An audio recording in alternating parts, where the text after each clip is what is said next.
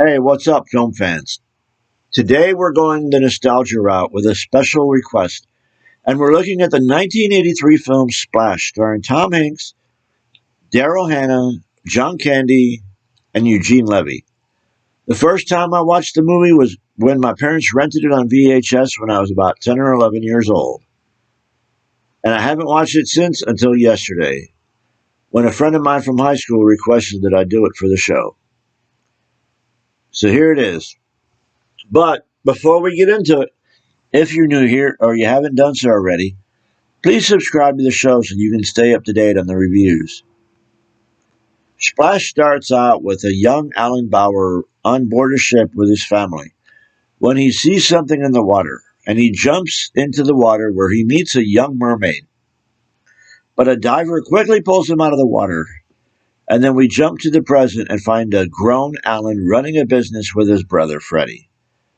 But he's alone and has no love life. He wanders off and travels to an island and winds up underwater and is saved by the same mermaid. But she hides who she is from him as her tail turns to legs when she's out of the water.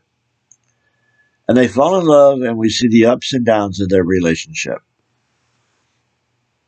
Alan is played by Tom Hanks, and this was his first major role in a big screen movie, after having done some independent films and some work on TV, such as Happy Days and his own show Bosom Buddies with Peter Scolari.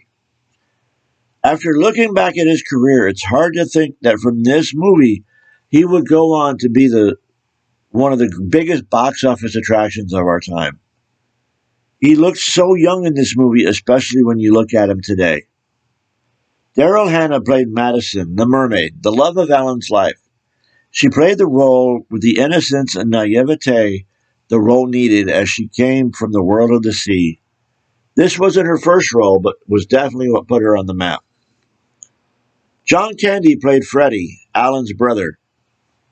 John Candy in the 80s had a great sense of comic timing and improvisation from his days with Second City. And he was always great as the best friend type role in these films, as he was a natural for playing off of others and making it work. When you look at him and Hanks, they don't look a thing like they don't look like they could be brothers, let alone even be related. But hell, I got five brothers, and none of us look alike.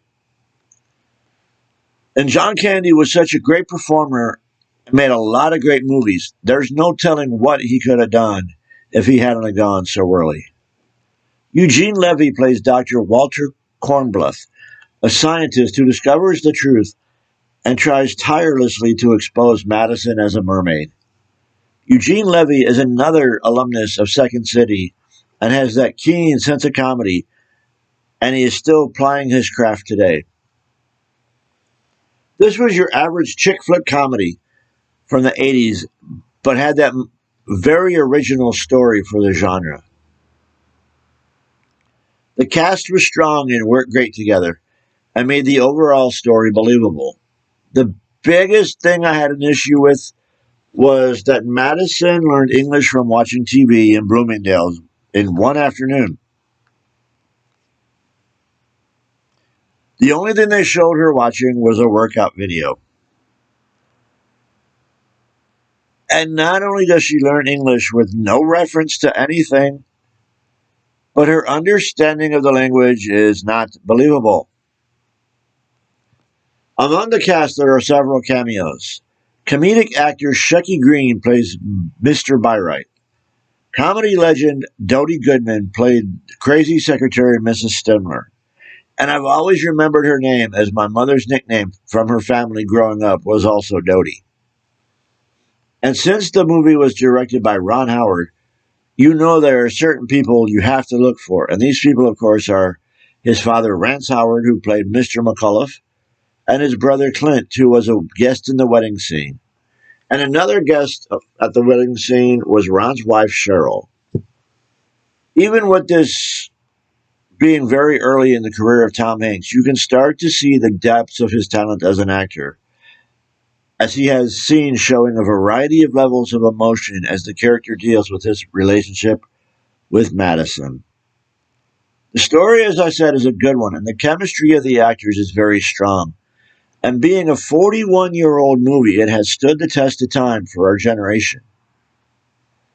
But with the formula of Ron Howard as the director and a strong cast, that's to be expected. It's not the best movie ever by far, but it's still a good movie. If you've seen it, it's worth going back and seeing it again. If you haven't seen it, give it a chance. Right now, it's playing on Hulu. I'm sure you can catch it on YouTube somewhere. Thanks for joining me, and if you haven't done so already, please subscribe to the show and hit the like button. And don't forget to ring the notification bell so you'll know when the next video is reposted. And if you have a suggestion for a film to review, leave it in the comments and I will add it to the list, just like I did with this one, as I want to know what you want to watch. And if you've seen the film, leave that in the comments as well. And as always, take care of yourselves, be good to the ones you love, and I'll catch you later.